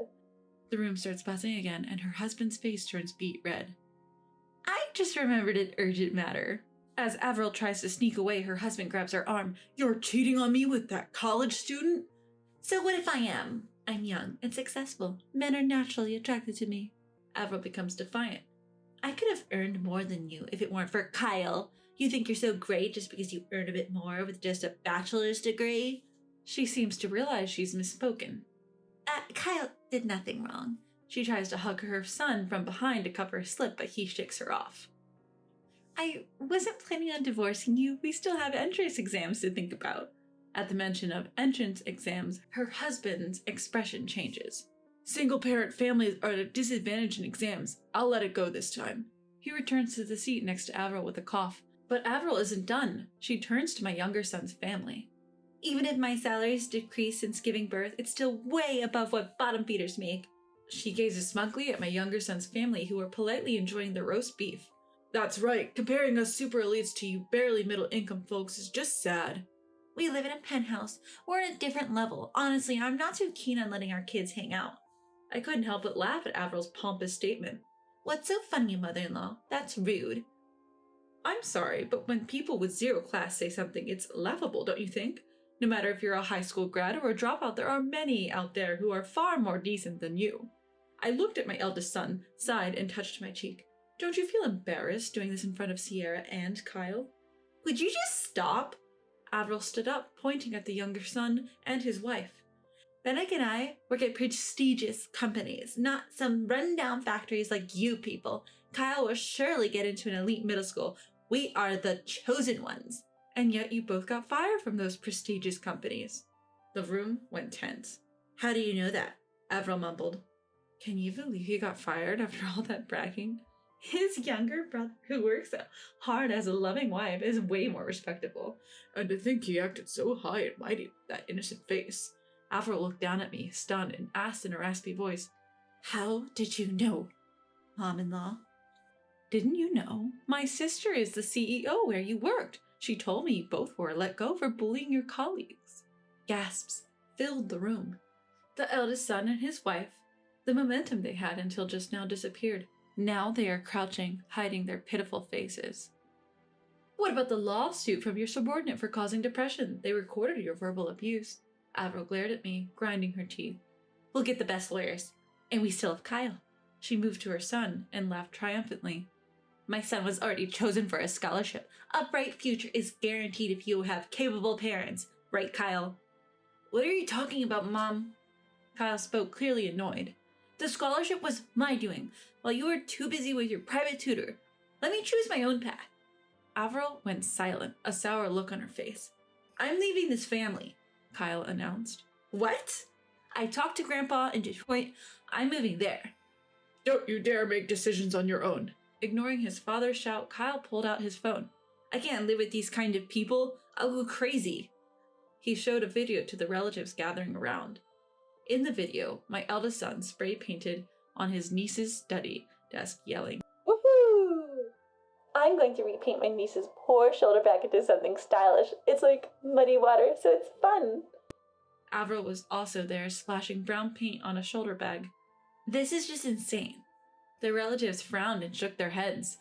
Even with their education, they're awful people. Being highly educated doesn't make you a decent person.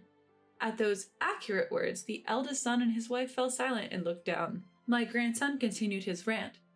So you got fired, and now you're planning to make Grandpa pay for my tuition? You think it's his duty to support his grandchild? You worry about losing your financial support if I move out, right? Yeah, no more fun money. We won't even be able to buy clothes if unemployment runs out. Before worrying about that, think about the legal fees. When I offered this scathing advice, Avril paled significantly. We need money even to settle out of court. Benedict, what are we going to do? The eldest son, who had turned as white as a sheet, clung to me. Mom, lend me some money. We're family, aren't we? You are Benedict's mother, aren't you? After everything you've done, you've got the nerve to ask. You've got some nerve. Ignoring his parents who were being berated by the relatives, the grandson went back to his video games. Eventually, the party ended and one by one the relatives left. The eldest son and his wife, who had been abandoned by their son, snapped back to reality when only the second son and his family remained. They lashed out at me. You're destroying our family. That's really low. How could you use your grandson to set up your son like this? Are you even a mother? If you have something to say it now. This is your last chance. What? From now on, don't step foot in our house. My husband took over from there.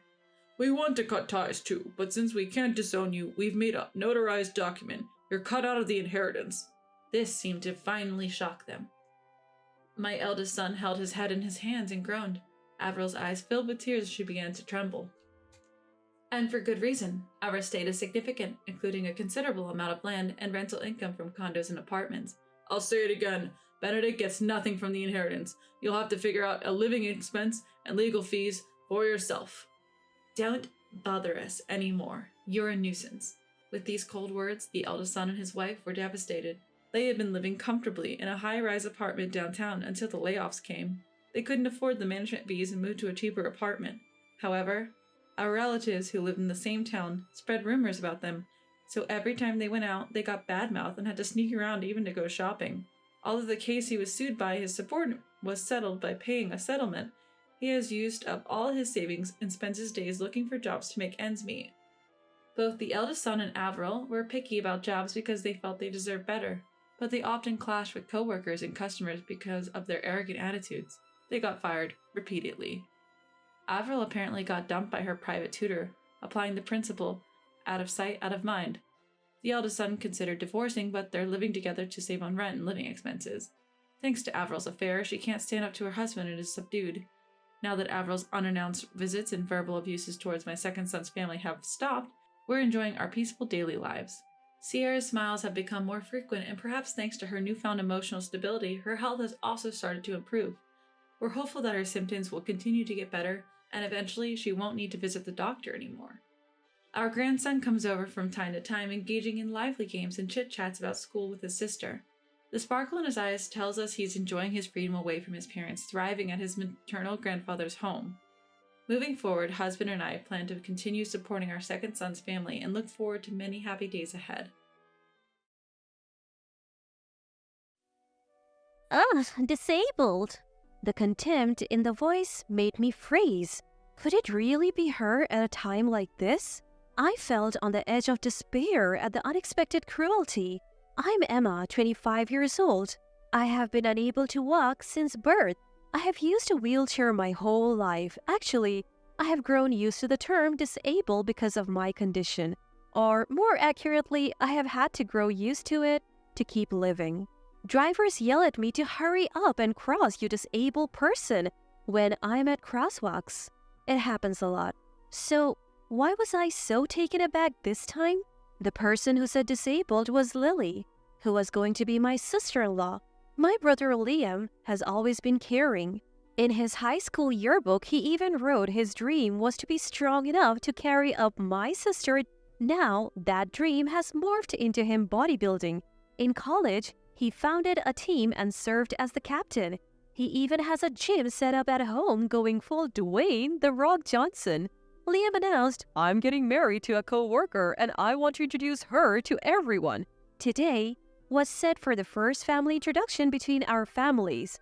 The day before, I asked him, "Hey, have you told her about me?" "Of course," he chuckled while drinking his protein shake. So why did I hear such words when she had been the one wanting to meet me? As I stood there stunned, she turned away. The family introduction went on and we had dinner. But you know what? She never looked at me, not even once.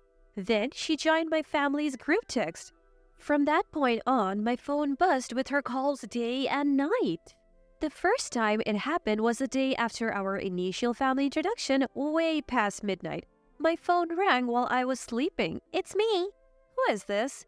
You didn't check the caller ID? Must be nice to have grown up with special treatment, huh? You really have no clue, do you? I recognized her voice. It was my brother's fiance. Well, it was past midnight. Of course, I wasn't checking my screen. Before I knew it, she dropped a bombshell.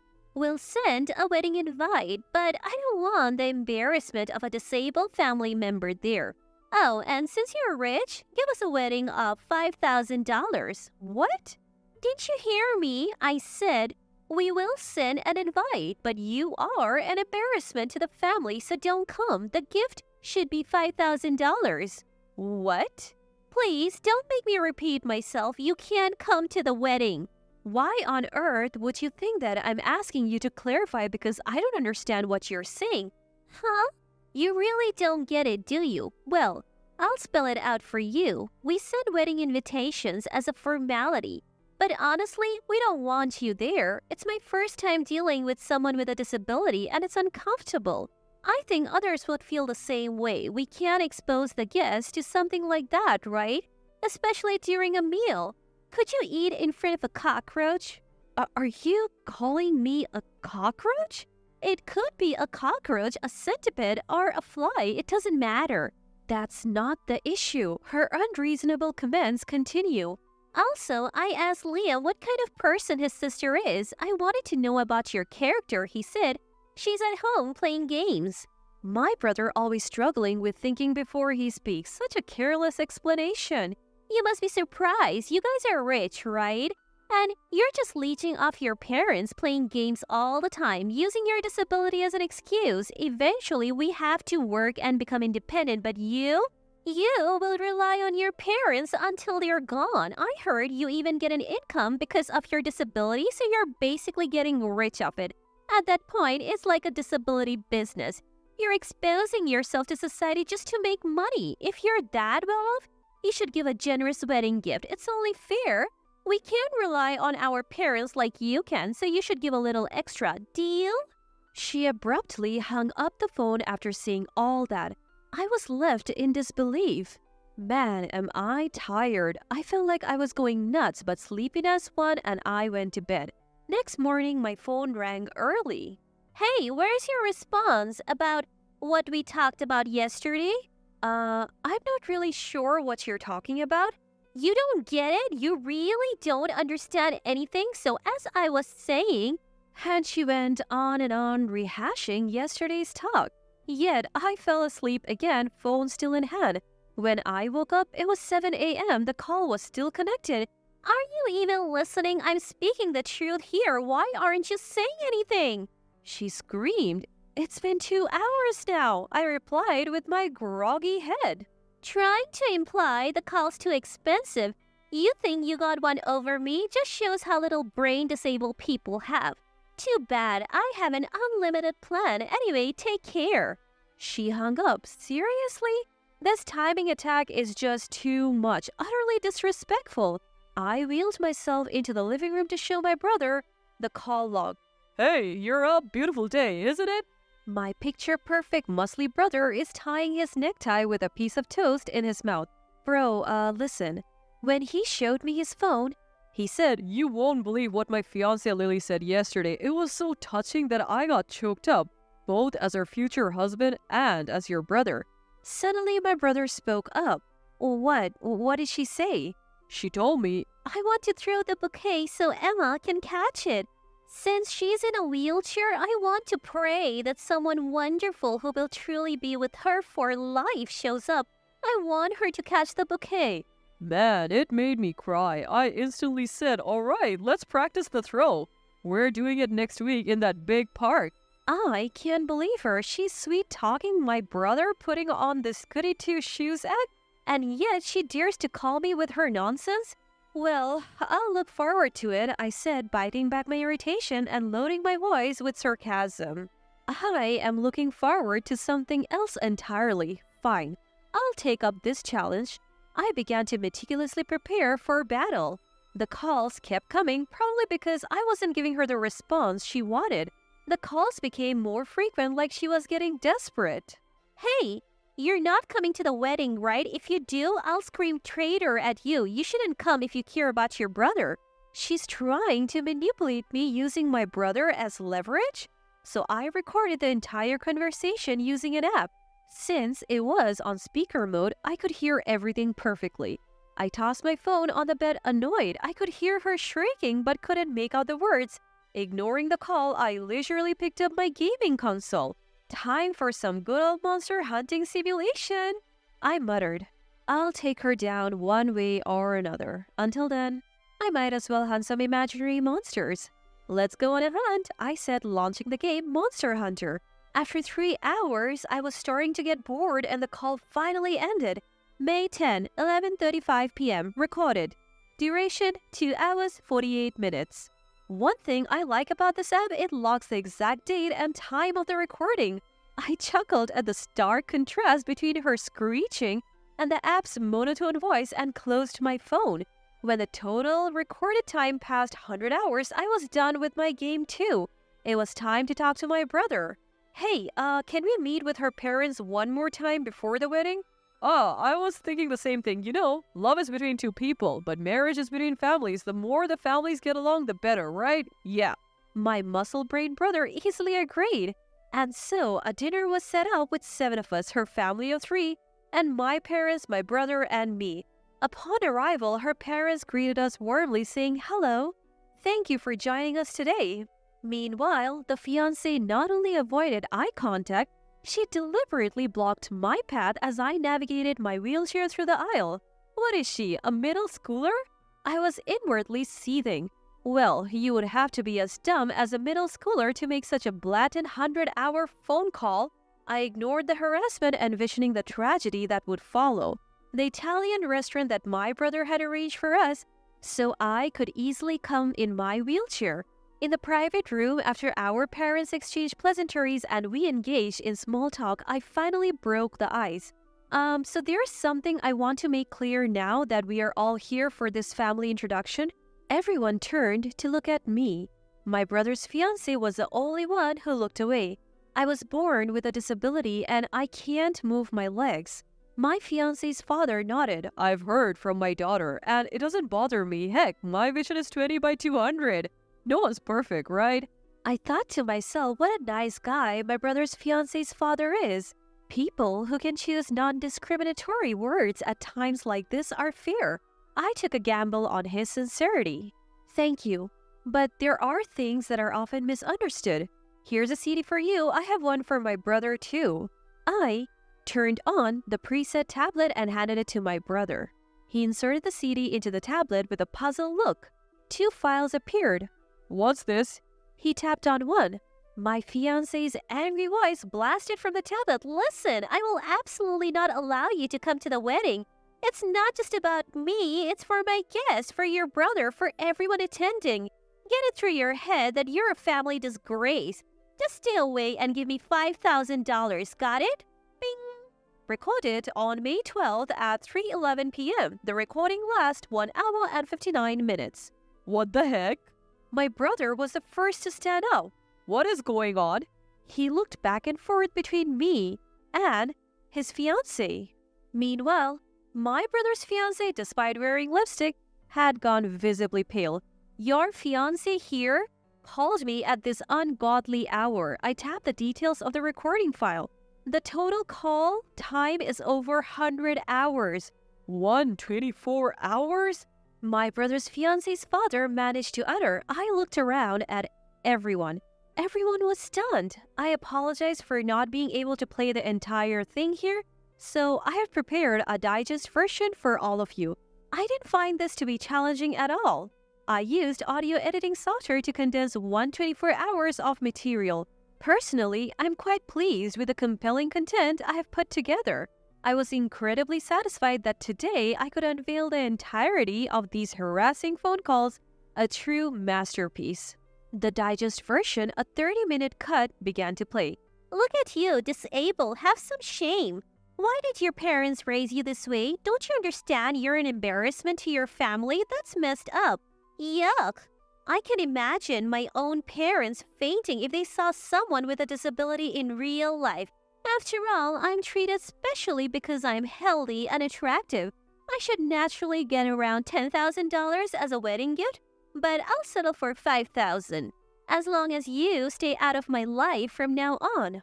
My brother's fiance's voice boomed throughout the room. However, the masterpiece was never viewed in its entirety. What kind of person are you? My brother shouted, interrupting the playback. At that moment, my brother's fiance's face turned from pale to deep red. Maybe she had become defiant or desperate. That's the reality, isn't it? You wouldn't understand because you've always been around family. Honestly, people with disabilities are disgusting and an embarrassment to the family. She screamed, her hair flying wildly. Her father intervened. Hey, daughter, your dad can't see anything without glasses. Does that make me disabled? No, that's different. My brother's fiance's mouth flapped open and shut. She looked like a goldfish gasping for air. On cue, my brother interjected, I also have more muscle mass than the average person. Does that make me disabled? And my back is bent, so I must be disabled too, said my brother's fiance's mother. No! She raised her voice almost to the point of tears. My dad, my mom, Liam, what you all have is normal, but this woman is not normal. She flaunts her deformities and pretends to be weak, seeking pity and pretending to be weak? I finally let my anger explode. So what's the deal? You're admitting that that long phone call was harassment targeting the vulnerable? That's not... That's when a strong, unwavering voice broke in. My child is not weak. Everyone turned to see who it was. It was my mom. You called my child weak? Do you know what she's accomplished with legs that can't move like others? She's been prepared for a life of self-sufficiency from a very young age because her legs don't work. While you're out walking or hanging out at the beach with friends, she's been working hard. Play a game with her, you'll find that the tables turn in the real world. Tears of pride welled up in my eyes hearing my mom's heartfelt convictions. I looked down at my brother's fiancé and said, I never lose at esports. Wanna play? Pick any game you want. My brother's fiancé collapsed on the floor. Stay away from this monster-like person, I told my brother. I agree. I couldn't even imagine a wedding without my sister. Dad and mom wouldn't approve either. Lily, let's call it quits today. And that's how the discussion about my brother's marriage ended. His mild-mannered and kind future in-laws repeatedly apologized for their daughter's disgraceful behavior and covered all the costs of canceling the wedding. She apparently quit her job later as news of her shameful act spread throughout her workplace. As for me, I won a big esports tournament. When asked in an interview, how did you become so strong, I replied, because my legs don't move. People find ways to let their talents bloom when they have limitations. I placed the trophy on my immobile lap and smiled. Made money off your clothes? Complain when you can make $4,000 a month. As a stay-at-home mom, I've been putting up with my husband and mother-in-law's atrocious attitude for too long. But this? No way I could let this slide. Fine, let's revisit this in a month. Fuming, I stormed out of my in-laws' home. Then I made a phone call to a special number. A month later, just remembering the look on my husband's face makes me burst into laughter. My name is Emma. I'm a freelance fashion designer. I used to work for a corporate design firm, but I've gone solo. The fashion industry is fiercely competitive, and freelancing has been tougher than I thought. With more freedom comes a higher chance of failing, and I often get yelled at for not meeting clients' expectations. Still, I loved my job, and that made it all worthwhile. My stubborn nature probably played a role in my success. I took setbacks in stride and fully devoted myself to my work. I still remember that time vividly. I studied hard, got my color coordinator license, and brushed up my social media skills. I wanted to cry at times, and I did. But I persevered. Still, with the support of people who encouraged me, I desperately worked hard. I kept pushing myself, pushing and pushing. As a result, now I can earn a decent income from this profession. I was enjoying life as a fashion designer, but recently something started to bother me, and that was, "Don't you think it's about time to settle down with someone nice?" Absolutely. I've always been a career-first person. Before I knew it, I was already in my early 30s. Work was so fulfilling that I barely noticed time passing. But yes, life's milestones were approaching. Marriage isn't a big deal. I used to laugh it off like that at first, but as I watched my friends, one by one, tie the knot, that's how I ended up marrying Noah, a guy I met at work. Noah is in the apparel business, a go-getter, and a real stand-up guy. It's probably thanks to his personality that things went smoothly all the way to the altar. So, Noah, about future work plans. Don't worry. You can take the lead on home stuff. So we decided I'd step back from my designer career for a bit. It's the division of labor thing, you know? That's why I've been really going all in on being a homemaker. As for going back to design work, I was thinking of picking it back up once things settled down a bit at home. Anyway, that was the new chapter in my life. I was living each day filled with dreams and hopes. Then, one day, Noah's dad passed away. His father had been battling cancer for a while, so it was just a matter of time. Still, his mom, Olivia, is really struggling with the loss of her long-term partner. Mom's really taking it hard. If she collapsed from the grief, it would be unbearable.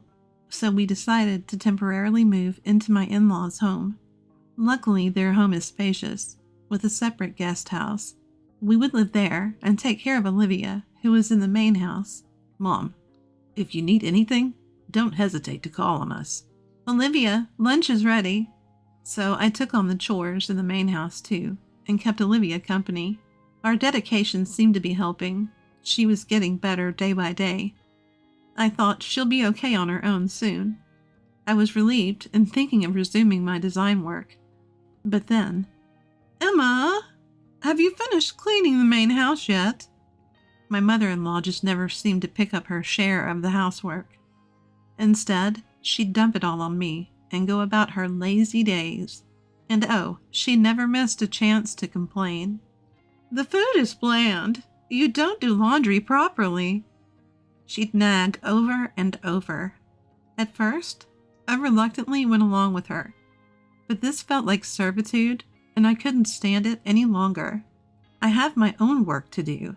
I explained to her that I was busy with my design work, and asked her to handle the house chores for the main house. But then, "You're busy?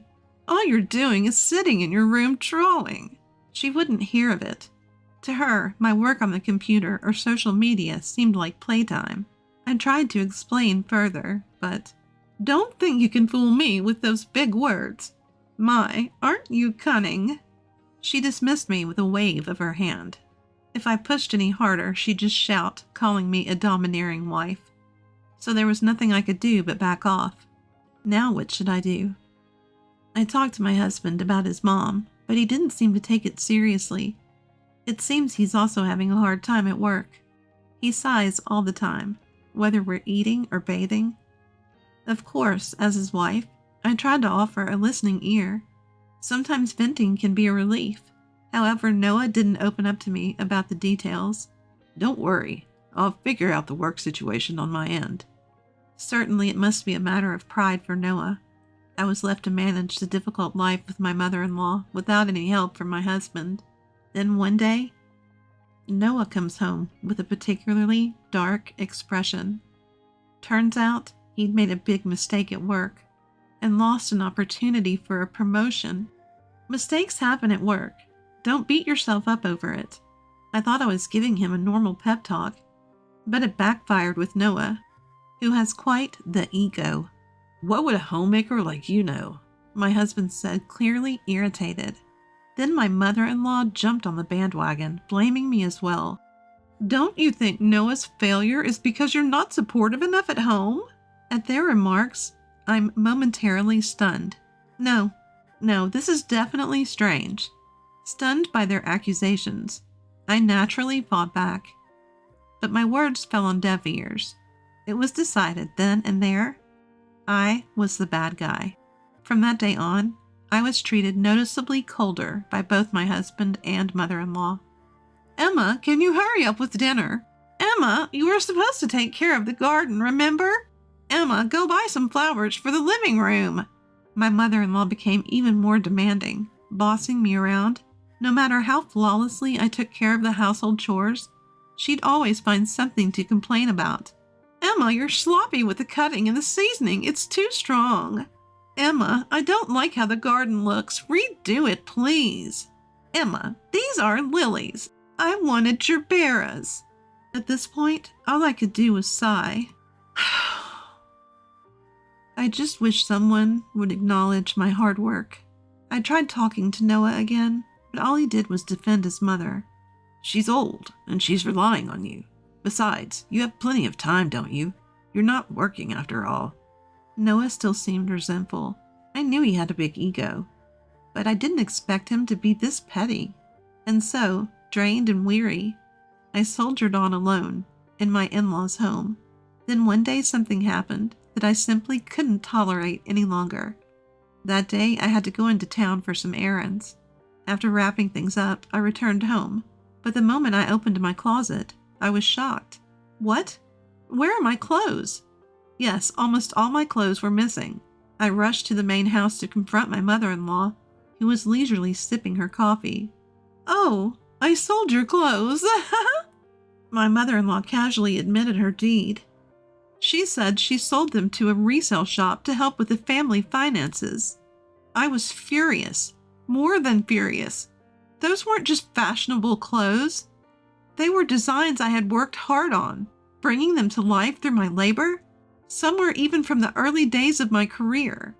Seriously, who sells someone else's stuff without asking? I couldn't believe it. I let loose on her with all my feelings. But who needs fancy clothes when they're unemployed?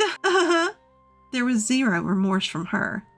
And my husband, who had come running after hearing the commotion, was no help either. If you have complaints, try earning $4,000 a month. With that, Noah and my mother-in-law both mocked me. I responded, trying my best to stay calm. Fine, check back in a month. Both were stunned by my unexpected answer. Ignoring them, I got ready and left my in-laws' house. I plan to live in a hotel for a while. The room is small, but it feels much more spacious than my in-laws' home. This must be what freedom feels like. I lay on the bed and casually checked my phone. Several calls and messages from my husband and mother-in-law. Of course, I ignored all of them. Ugh, what a day. I tossed my phone on the bed with an exasperated look, but after a few seconds, I had second thoughts and picked it back up. I dialed a number. A month had passed since then. Right now, there's a big fashion show happening at the city's event hall. It's a collaborative effort between renowned fashion designers and popular models, and not just open to the public. Various industry insiders are also in attendance. I'm participating as a fledgling designer myself. Emma, long time no see. Emma, thank you for your help the other time. Emma, you look well. That's great to hear. Since many people from this field are gathered, I see a lot of familiar faces. I make my rounds and engage in lively conversation with people I've worked with before. Aiden, long time no see. Amelia, I should be thanking you for your help last time. Lucas, you're looking well too. Is Sophia in elementary school now? What a pleasant time this is. There was no shortage of interesting topics, including recent trends and industry developments. But then, someone rudely pats my shoulder. Ah, you're here too. I turn around and see my husband. So, have you come to your senses yet? You're stubborn, you know. At least respond. How about admitting defeat and coming home? Noah hasn't changed. Those were his words to his wife he hasn't seen in a month. I was so dumbfounded, I couldn't even find the words. I was brushing Noah off when a man rushes over to us. Do you two know each other? Director Henry. Director Henry is one of the higher-ups at the apparel company where Noah works. Yes, she's actually, embarrassingly enough, my wife. She's so uppity. Even though she's unemployed, it's really becoming a problem. With those words, Noah snickers. At that moment, Henry turns red and shoots Noah a glare. Emma, I apologize for my employee's inexcusable behavior. Henry, it's all right. Noah is watching our exchange, mouth agape. The truth is, Henry and I are acquainted. I had collaborated with my husband's company during my freelancing days, and Henry was the one managing the project. And now my husband is about to learn another shocking fact from Director Henry. Emma is a renowned fashion designer. Don't you even know that about your own wife? What? Noah looks at me with astonishment. Yes, I used to be a well-known designer in the industry, not to brag, but I was pretty popular on social media before I got married. Back then, I was pulling in tens of thousands of dollars a month, including ad revenue from social media. I kept that a secret from Noah. There never seemed to be a good time to tell him, and I didn't want to be valued just for my financial worth, so he probably thought I was just a mediocre independent designer. Sure enough, Noah starts to make a scene after learning about my background. I didn't know this about you. Well, I never told you. I had recently resumed my design activities, thanks in part to our recent argument. I contributed several designs to this event. I had been approached for collaboration before. The day my clothes were thrown away, I was meeting Matthew, my former boss, during my corporate design days. Apparently, one of their designers had fallen ill. That's when Matthew urgently asked me to take over as the lead designer for the fashion show. I had been hesitant since I had paused my design career. There was also the matter of issues at my in-laws' home. But then, the big moment came. I called Matthew from the hotel to say I was on board and ready to go. You, being just a homemaker and unemployed. I could hear Noah's pride crumbling. I retorted with as much sarcasm as I could muster. So, we're good at $40,000 a month, right? Soon after, I divorced Noah. Emma, I messed up. Let's try again. You're the worst kind of woman for leaving your husband. Heartless, cowardly. Noah pleaded while my mother-in-law cursed me out. I dismissed them both. Come talk to me when you're making $40,000 a month. Since then, I haven't seen Noah and his clan. From what I hear, Noah got demoted to a smaller department. He must have irked the higher-ups in the company. According to Mr. Jones, even previous work mistakes were due to conflicts with colleagues. Judging as lacking any remorse, he's been completely written off. They're still living in that house, as they seem far from happy. I passed by their home once. It had a defeated aura. Well, they had it coming. As for me, I was recently in the spotlight again at a fashion show. My career as a designer is thriving. And life is busy but fun. By the way, things are going well between me and my former boss, Matthew. Matthew is a great guy who massively supported me when I struck out on my own. I trust him as a partner. I should have honed not just my design sense, but also my man-picking skills. I chuckled at the thought as I focused on my work.